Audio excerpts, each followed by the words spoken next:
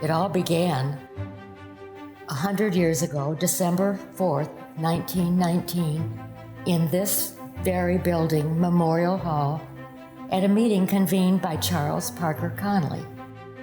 Dr. Connolly was a minister who had moved to Rockford in 1913 from Milwaukee, Wisconsin. He quickly became immersed in this city, and he founded a group called the Community Services Organization. In Milwaukee, Charles Parker Connolly had observed the work of one Mr. Frost, who was the executive director of the Social Services Federation of Milwaukee. He could see the need for a similar organization here in Rockford, Illinois, and he invited Mr. Frost to come to speak to a meeting, and he had convened a group of about 100 people, including social services agencies and many people from the community, and heard Mr. Frost say that the purpose of the Federation is to coordinate fundraising of all the agencies. In other words, not have 26 different fundraising drives, but have one single drive raising funds for all the nonprofit agencies. This is a good thing for the community. Let's formalize these organizations. Let's formalize the Booker Washington Association. Let's formalize the Federation that eventually became United Way. Let's establish these associations. The idea was enthusiastically received. What I know and what I've learned about the Reverend Dr. Charles Parker Connolly and the committees that he served on, he was the commissioner for the War Camp Community Services, and he also served on the Colored Soldiers Club board, which eventually became the Booker Washington Association.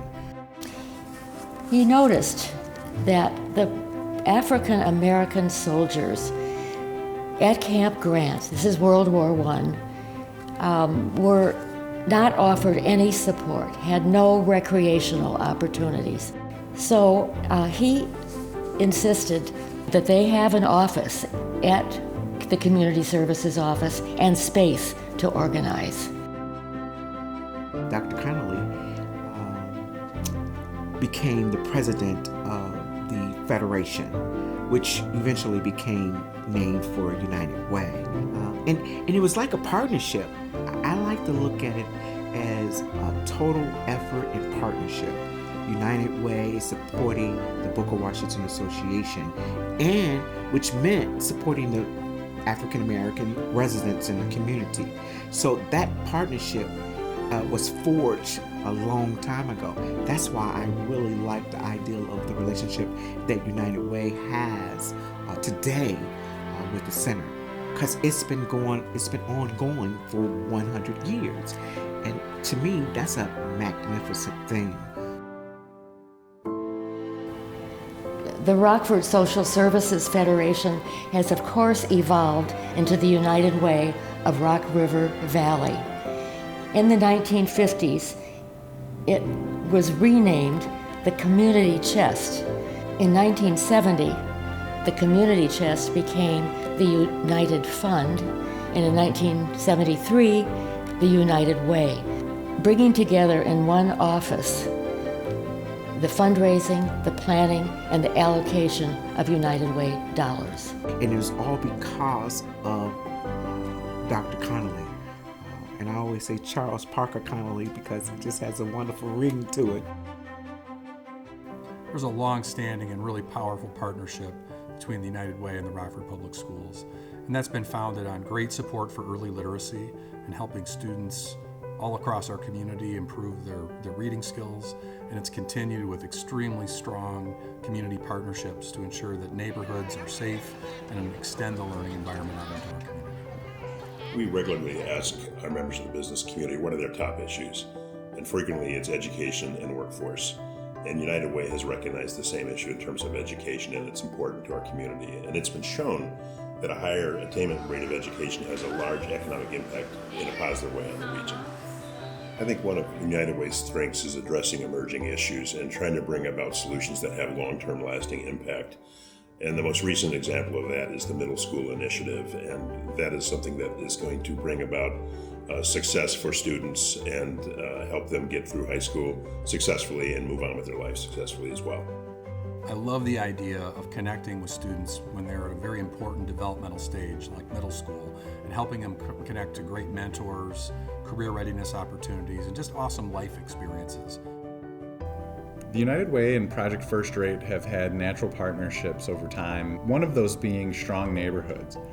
The strong neighborhood houses are an essential anchor to the neighborhoods in which they're placed for after-school programming and continued education and development for individuals living in that neighborhood. It provides recreation in the form of learning, in the form of after-school and summer programming, and United Way continues to support that.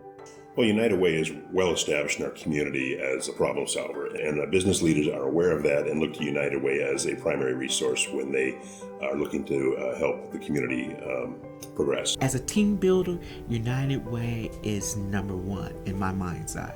They lay a foundation so that individuals have the ability to prosper economically, whether that's through a job, creating a business, or an opportunity for themselves. United Way really shows up. And the United Way has done so many things to ensure that our students are getting great developmental experiences and are connecting their learning to real life. And there are deep mentoring relationships that are being built as well. You have one message, one cause, united, helping others. And you bring everybody to the table, not just one people, but everybody. I think it's important for employers to support the community, and I think it's incumbent to the employers to have their employees out there being engaged as well. And United Way is an organization that provides plenty of opportunities for people to become more aware of the community and out there working to support Rockford and the region. The people that live and work in this community are the people that naturally can connect to the United Way through their services, whether it's volunteerism or helping those who may be in need.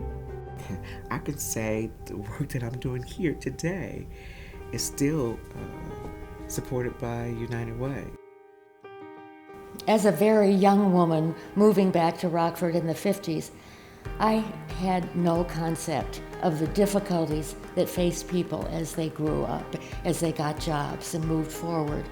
In my work that I have done with the United Way gave me a great appreciation of the work of a volunteer and a great desire to be of help working on the problems.